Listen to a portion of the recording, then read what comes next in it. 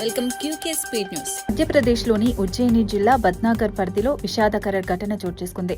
జలారియా గ్రామంలో ఆడుకుంటున్న భగీరథ్ అనే చిన్నారి అనుకోకుండా 60 అడుగుల లోతైన బోర్వెల్లో పడిపోయాడు. సమాచారం అందుకున్న వెంటనే జిల్లా యంత్రాంగం, ఎస్డీఆర్ఎఫ్ బృందాలు అక్కడికి చేరుకుని రక్షణ చర్యలు ప్రారంభించాయి.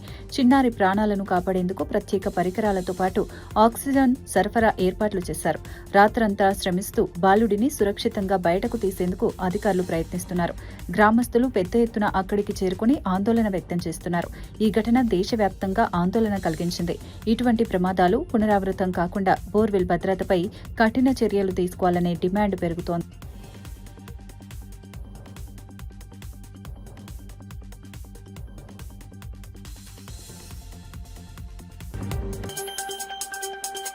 జగిత్యాల రాజకీయాల్లో కీలక పరిణామం చోటు చేసుకుంది. మాజీ మంత్రి జీవన్ రెడ్డి బీఆర్ఎస్ జిల్లా అధ్యక్షుడు విద్యాసాగర్ రావుతో కలిసి ఎర్రవెల్లిలోని కేసీఆర్ ఫామ్ హౌస్ కి వెళ్లడం ప్రాధాన్యత సంతరించుకుంది.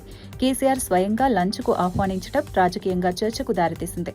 ఇటీవల కేటీఆర్ కూడా జీవన్ రెడ్డిని కలవడంతో ఆయన బీఆర్ఎస్ లో చేరే అవకాశాలు ఉన్నాయని ప్రచారం జరుగుతోంది. ఈ భేటీతో రాష్ట్ర రాజకీయాల్లో కొత్త సమీకరణాలు ఏర్పడే సూచనలు కనిపిస్తున్నాయి. కాంగ్రెస్ కు ఇది పెద్ద షాక్ గా మారవచ్చని విశ్లేషకులు భావిస్తున్నారు.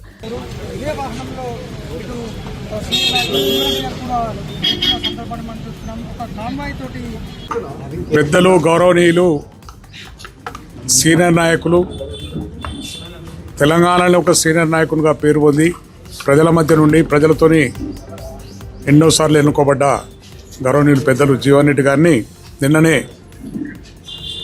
టీఆర్ఎస్ వర్కింగ్ ప్రెసిడెంట్ కేటీఆర్ గారు వచ్చి సాధారణంగా ఆహ్వానం పలకడం జరిగింది. పార్టీలకు రమ్మని చెప్పి. అంటే మేము వేరే పార్టీ అయినా ఏ పార్టీలో అన్యాయం జరుగుతుంటే కూడా బాధ. బీజేపీ నేత అరవింద్ వ్యాఖ్యలపై తెలంగాణ జాగృతి అధ్యక్షురాలు కవిత తీవ్రంగా స్పందించారు. అరవింద్ మాటల్లో స్పష్టత లేదని విమర్శించారు. తెలంగాణ మహిళలు స్వయం ప్రతిపత్తి కలిగిన వారని స్పష్టం చేశారు. ఎవరో మద్దతు ఇస్తేనే గెలుస్తామని చెప్పటం ఆయన అహంకారానికి నిదర్శనమన్నారు. తన ఎదుగుదల వెనుక ప్రజల పోరాటాలు ఉన్నాయని గుర్తు చేశారు. మరోసారి ఇలాంటి వ్యాఖ్యలు చేస్తే తీవ్ర పరిణామాలు ఉంటాయని హెచ్చరించారు. మహిళల గౌరవాన్ని కించపరిచేలా మాట్లాడకూడదని సూచించారు. ఈ వ్యాఖ్యలు రాజకీయంగా చర్చనీయాంశమయ్యాయి. పార్టీల మధ్య మాటల యుద్ధం మళ్లీ ముదురుతోంది. 48 crores కూడా కంప్లీట్ గా నామినేషన్ మీద ఇచ్చింది. This is against Telangana state financial code section 173. మాజీ మంత్రి జీవన్ రెడ్డి మహేష్ కుమార్ గౌడ్ పై విమర్శలు చేస్తూ స్పందించారు. కాంగ్రెస్ నుంచి టీడీపీకి వెళ్లి తిరిగి రావడం ఆయన రాజకీయ వైఖరిని ప్రశ్నిస్తుందని అన్నారు. తనను టార్గెట్ చేశావని ఫోన్ చేసి అడిగిన విషయాన్ని వెల్లడించారు. తెలంగాణ ఉద్యమ సమయంలో కేసీఆర్పై పోటీ చేసినందుకు తనపై తెలంగాణ వ్యతిరేకి ముద్ర వేశారని పేర్కొన్నారు. రాజకీయాల్లో వ్యక్తిగత విమర్శలు సరికాదని అన్నారు. తన నిర్ణయాలపై తాను సమాధానం చెప్పగలనని స్పష్టం చేశారు. ఈ వ్యాఖ్యలు రాష్ట్ర రాజకీయాల్లో చర్చకు దారితీశాయి. నాయకుల మధ్య విమర్శలు మరింత పెరుగుతున్నాయి. మాజీ మంత్రి హరీష్ రావు, మంత్రి పొంగులేటి కుటుంబంపై తీవ్ర ఆరోపణలు చేశారు. కాంగ్రెస్ ప్రభుత్వం వచ్చిన వెంటనే భూ కబ్జాలు ప్రారంభమయ్యాయని అన్నారు. నాదర్గుల్ ప్రాంతంలో మంత్రి కుమారుడు ఫెన్సింగ్ వేసి భూమిని ఆక్రమించాడని ఆరోపించారు. కేసీఆర్ పాలనలో ఈ భూములు సురక్షితంగా ఉన్నాయని పేర్కొన్నారు. ప్రభుత్వం మారిన వెంటనే పరిస్థితులు మారిపోయాయని విమర్శించారు. భూ కబ్జాలపై ప్రభుత్వం స్పష్టత ఇవ్వాలని డిమాండ్ చేశారు.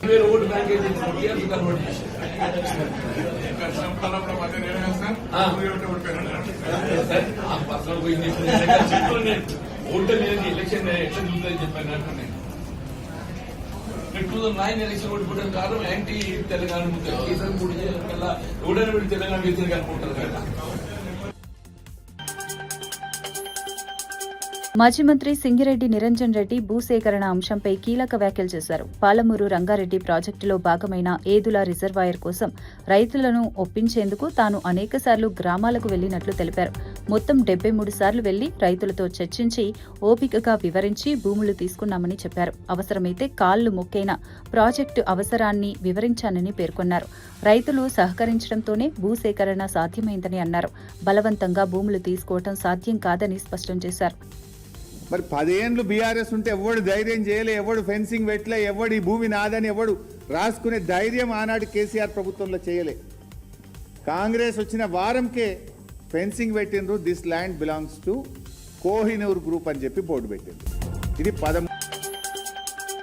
నేత ఆర్ఎస్ ప్రవీణ్ కుమార్ రాష్ట్ర పరిస్థితులపై తీవ్ర విమర్శలు చేశారు. ప్రతి వారం ఒక విద్యార్థి, ఒక ఆటో డ్రైవర్, పలువురు రైతులు ప్రాణాలు కోల్పోతున్నారని ఆవేదన వ్యక్తం చేశారు. ప్రభుత్వ పాఠశాలలు మూతపడుతున్నాయని, ప్రజలు ఇబ్బందులు పడుతున్నారని అన్నారు. మరోవైపు పాలకుల అవినీతి ద్వారా కోట్ల రూపాయలు సంపాదిస్తున్నారని ఆరోపించారు. నాదర్గుల్ ప్రాంతంలో భూ కబ్జాలు జరుగుతున్నాయని విమర్శించారు. ప్రజల సమస్యలను పట్టించుకోకుండా ప్రభుత్వం వ్యవహరిస్తోందని అన్నారు.